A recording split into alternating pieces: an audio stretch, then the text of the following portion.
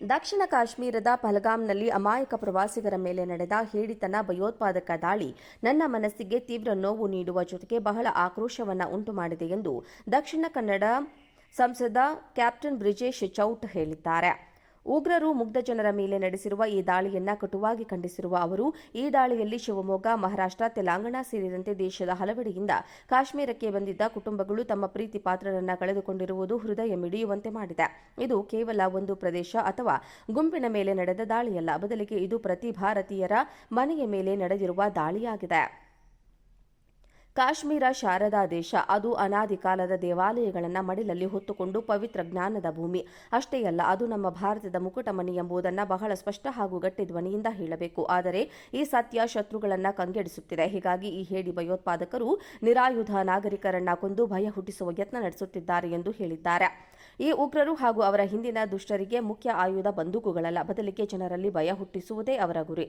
ಕಾಶ್ಮೀರದ ಬೀದಿಗಳು ಬಿಕೋ ಎನ್ನಬೇಕು, ಅಲ್ಲಿ ವ್ಯಾಪಾರ ವಹಿವಾಟು, ಆರ್ಥಿಕತೆ ಹಾಳಾಗಬೇಕು, ಜನರು ನಿರಾಶರಾಗಬೇಕು ಎಂಬುದೇ ಅವರ ಮುಖ್ಯ ಉದ್ದೇಶ. ಭಾರತ ವಿರೋಧಿ ಶಕ್ತಿಗಳು ದೇಶದ ಒಳಗೆ ಮತ್ತು ಹೊರಗಿದ್ದುಕೊಂಡು ಒಂದು ಪ್ರದೇಶದಲ್ಲಿ ಅಭಾವವನ್ನು ಸೃಷ್ಟಿಸಿ ಆರ್ಥಿಕತೆಯನ್ನು ಹಾಳುಗೆಡವಿ ಜನರಲ್ಲಿ ಹತಾಶೆ ತುಂಬುತ್ತಿದ್ದಾರೆ. ಈ ನಿರ್ಜನತೆ ಮತ್ತು ಹತಾಶೆಯ ವಾತಾವರಣವನ್ನು ಬಳಸಿಕೊಂಡು ಇಡೀ ಪ್ರದೇಶವನ್ನು ತಮ್ಮ ನಿಯಂತ್ರಣಕ್ಕೆ ತೆಗೆದುಕೊಳ್ಳಲು ಪ್ರಯತ್ನಿಸುತ್ತಾರೆ. ಇದು ಅವರ ಕಾರ್ಯತಂತ್ರ ಹಾಗೂ ಒಳಸಂಚಿನ ಒಂದು ಮುಖ್ಯ ಭಾಗವಾಗಿದೆ ಎಂದು ಗುಡುಗಿದ್ದಾರೆ.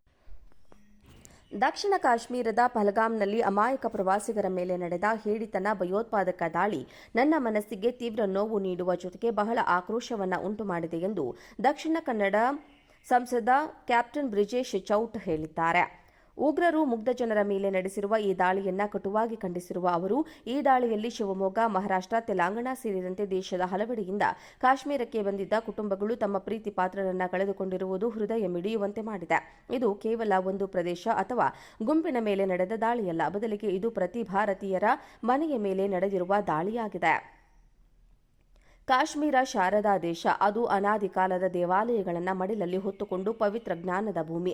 ಅಷ್ಟೇ ಅಲ್ಲ, ಅದು ನಮ್ಮ ಭಾರತದ ಮುಕುಟಮಣಿ ಎಂಬುದನ್ನು ಬಹಳ ಸ್ಪಷ್ಟ ಹಾಗೂ ಗಟ್ಟಿ ಧ್ವನಿಯಿಂದ ಹೇಳಬೇಕು. ಆದರೆ ಈ ಸತ್ಯ ಶತ್ರುಗಳನ್ನು ಕಂಗೆಡಿಸುತ್ತಿದೆ. ಹೀಗಾಗಿ ಈ ಹೇಡಿ ಭಯೋತ್ಪಾದಕರು ನಿರಾಯುಧ ನಾಗರಿಕರನ್ನ ಕೊಂದು ಭಯ ಹುಟ್ಟಿಸುವ ಯತ್ನ ನಡೆಸುತ್ತಿದ್ದಾರೆ ಎಂದು ಹೇಳಿದ್ದಾರೆ.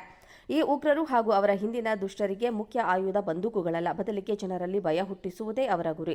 ಕಾಶ್ಮೀರದ ಬೀದಿಗಳು ಬಿಕೋ ಎನ್ನಬೇಕು, ಅಲ್ಲಿ ವ್ಯಾಪಾರ ವಹಿವಾಟು, ಆರ್ಥಿಕತೆ ಹಾಳಾಗಬೇಕು, ಜನರು ನಿರಾಶರಾಗಬೇಕು ಎಂಬುದೇ ಅವರ ಮುಖ್ಯ ಉದ್ದೇಶ.